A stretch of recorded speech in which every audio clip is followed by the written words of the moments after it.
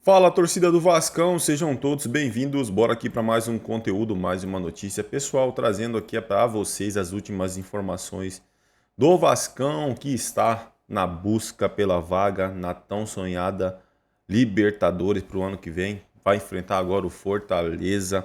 Vamos aqui com comentários do SBT Sports Rio, já deixando os créditos aos canais da SBT Sports.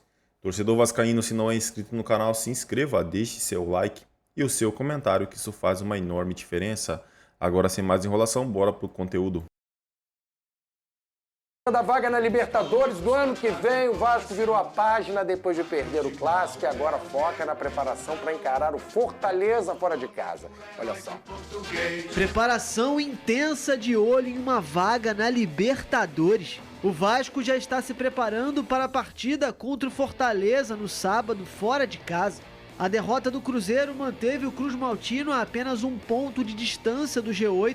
Mesmo vindo de derrota no Clássico, o pensamento é de virar a chave para buscar a tão sonhada vaga na Libertadores. Um resultado longe do que a gente gostaria, a performance longe do que a gente gostaria, mas a gente continua vivo, né? O Bahia perdeu também, então a gente continua da forma que a gente iniciou a rodada e a gente tem que dar resposta no próximo jogo.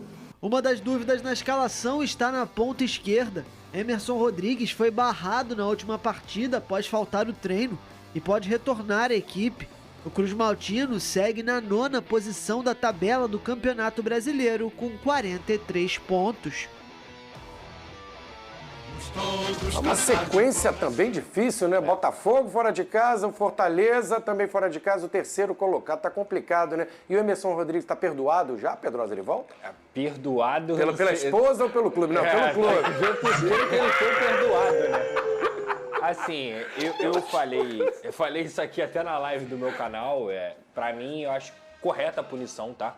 Um jogador que não tem o compromisso necessário de chegar num treino, que dá uma justificativa que o clube não aceita também, ele tem que ser punido de alguma forma. Obviamente as pessoas podem falar assim, mas aí você pune o Vasco por tirar um jogador. Ele estava num bom momento, era titular, ganhou a posição. Tudo bem, mas o Emerson Rodrigues não é um cracaço para você falar que ele puniu o Vasco. Não é o Luiz né? Henrique. Não é, com todo o respeito, né? Se é um Emerson Sheik que fazia muito isso e já contou lá no Corinthians, que chegava atrasado, chegava de helicóptero, depois chegava no campo e resolvia, aí tudo bem. Mas com todo respeito ao Emerson Rodrigues, né? Então, para mim, se o cara é mediano, se o cara já não é um grande craque e ainda é indisciplinado, ele precisa ser punido para ele aprender de alguma forma. Na minha visão é isso. Até para você dar um exemplo para os próprios jogadores do seu grupo. O cara faz isso, falta treino e vai para o jogo ser titular, qual é o recado que você passa para o seu grupo? Então, assim, eu acho que acabou sendo correta a decisão do Vasco da Gama, mas para sábado, como até eu já tinha conversado com algumas pessoas lá, ele vai ser liberado normalmente caso não faça outra besteira, né?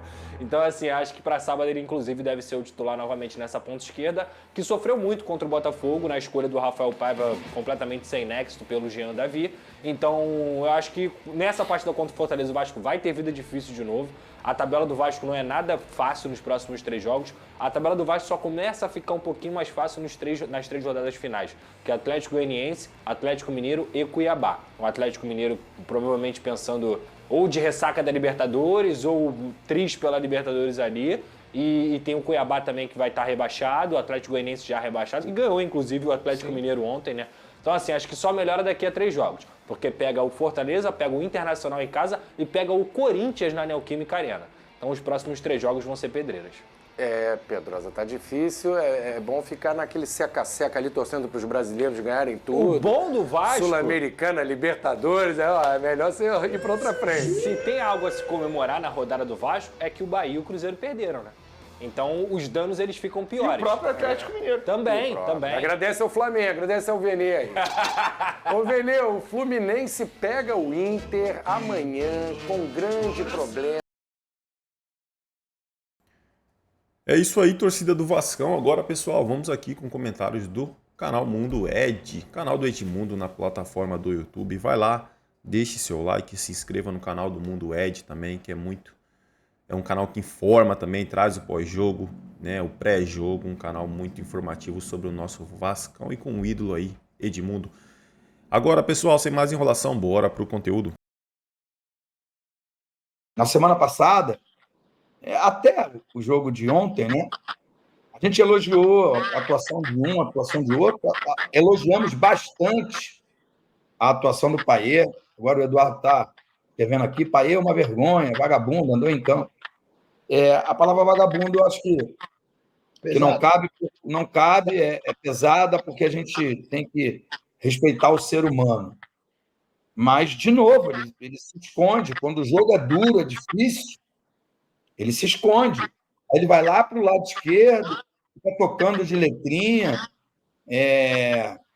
O João Vitor, para mim, só foi expulso por culpa do Payet. Me deu uma letra e obrigou o João Vitor a fazer a primeira falta, que tomou um amarelo. Depois, no segundo lance da expulsão, ainda no primeiro tempo, já estava 2-0.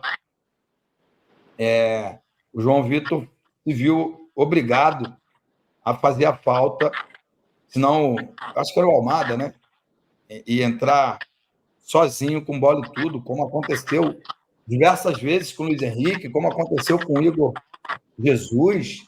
Foi um massacre. Se o Vasco não tivesse 43 pontos, com a atuação de ontem, depois da atuação de ontem, apática totalmente, eu ficaria preocupado. O que você tem a me dizer, Eri, disso tudo aí? Tem que dizer que quando estava aquela facilidade, aquele passeio, eu comecei a me preocupar com o próximo jogo do Vasco. Aquele eu já sabia que de ontem eu já sabia que não ia ter, eu só não sabia de quanto nós íamos tomar. E eu fui ver que nós íamos jogar contra o Fortaleza. Mas aí eu fiquei um pouquinho menos preocupado. Eu falei, ok, vamos perder aqui, vai ser uma goleada e vamos nos preparar para jogarmos contra o Fortaleza, né? Que vai ser fora de casa, de novo, né? Mas não vai ser contra o líder do Campeonato Brasileiro, completo. Vai ser contra o Fortaleza, que com todo respeito ou sem respeito, o Vasco tem que se considerar favorito. Aí vem aquela coisa, cara. Eu falei, o Edmundo estava tão esperançoso com o negócio de Libertadores, como é que é? Sul-Americana. Eu falei, cara, a gente não tem time para isso. E eu vi aqui também no Mundo Ed, muita gente, será que dá para Liberta? Será que dá? Cara, não dá para lugar nenhum. A verdade, gente, é que não dá para lugar nenhum. Se nós não tivermos verdadeiramente a tranquilidade de sabermos que o Vasco está sendo reestruturado, o Vasco está vindo de uma lama absurda. Então, o fato de nós estarmos aqui, honestamente, aqui é papo de vascaíno para vascaíno, nós estamos aqui conversando sobre o nosso Vasco da Gama. Que não adianta falar, uns e outros falarem, o Vasco poupou o Coutinho. Coutinho vem sendo poupado, gente, há muitos anos. Não é sacanagem, não. Pois não? Não, tem 5 anos que ele não performa. Entendeu? Então tem sido poupado há 5 anos. E quando eu não vou falar mal, não estou falando mal, não, porque a vida é assim. Quando falar, veio o Coutinho, Edmundo sabe disso. Edmundo sabe o que eu falei para ele. Estão falando que veio o Coutinho como se o Coutinho fosse para resolver o problema do Vasco. Não é o caso. Como não é? Como não é? Gente, por favor, com todo respeito ou sem respeito, qual jogador do Vasco, jogador do Vasco, que tira você de casa, vascaíno, com a certeza de que esse jogador tem tudo para resolver? É nenhum, porra. Essa é a realidade. Qual jogador do Botafogo você sai de casa para vê-lo que você acha que ele vai resolver? Você não tem um. Você tem alguns. Então, a realidade do Vasco da Gama é o seguinte: aos trancos e barrancos, com toda a força da torcida que é invejável, com a organização que vem também aos trancos e barrancos, com todo o sofrimento do Pedrinho e sua equipe, nós estamos conseguindo um alívio muito grande. E vamos falar a verdade, gente. Graças a Deus, repito, não estamos na situação do ano passado. Vamos tentar entender que o Vasco precisa sair, acabar o Campeonato Brasileiro, para o ano que vem, ele, na primeira divisão, ser reestruturado. E olha, honestamente, com todo respeito ou sem respeito, Payet não é craque nem aqui nem em Paris. O Felipe Coutinho é craque, sim, do nosso passado, do nosso respeito, da nossa consideração, do nosso carinho. Mas não é um jogador que você possa jogar a responsabilidade dele, porque não é da personalidade dele assumir, e porque nunca foi. Nunca foi. Então vamos parar de ficar falando, a cereja é o Paê. Se a porra da cereja for o Paê, não é sacanagem não, meu irmão. O quintal tá podre. Falei. É isso aí, torcida do Vascão, e vamos aqui para mais uma notícia. Vasco planeja discutir permanência de Rafael Paiva após o Brasileirão. De acordo com o GE, mesmo com a derrota para o Botafogo, Rafael Paiva segue bem avaliado no Vasco. O clube segue sonhando com uma vaga na pré-Libertadores de 2025, porém as conversas sobre a permanência dele só serão iniciadas após o fim do Campeonato Brasileiro. Se o Vasco conquistar uma vaga na Libertadores, a tendência é que Paiva termine o ano ainda mais valorizado dentro do Cruz Maltino. A derrota para o Botafogo foi a primeira do Vasco com Rafael Paiva no Rio de Janeiro. Até então, o clube não havia perdido nenhum clássico, além de estar invicto em São Januário. O Cruz Maltino perdeu apenas uma vez em seus domínios nesta temporada contra o Criciúma sob o comando de Ramon Dias.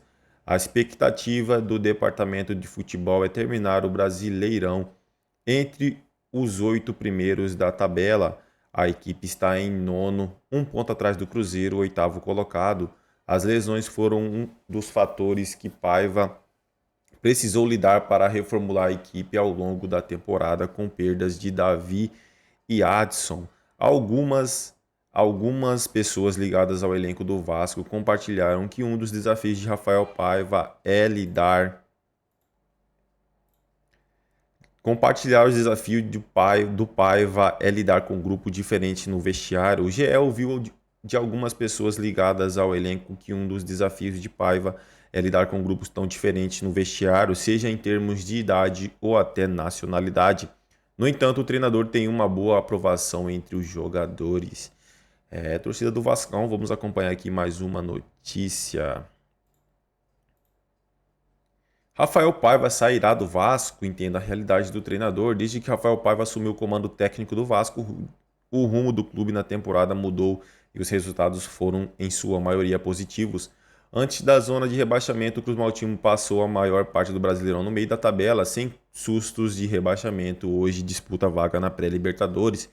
Outro resultado significativo foi levar o Vasco às semifinais da Copa do Brasil. Uma boa campanha que por muito pouco não conseguiu chegar até a final. É isso aí, torcida do Vascão. Agradeço a vocês pela companhia. Se não é inscrito no canal, se inscreva, deixe seu like e o seu comentário, que isso faz uma enorme diferença. Desde já agradeço, valeu!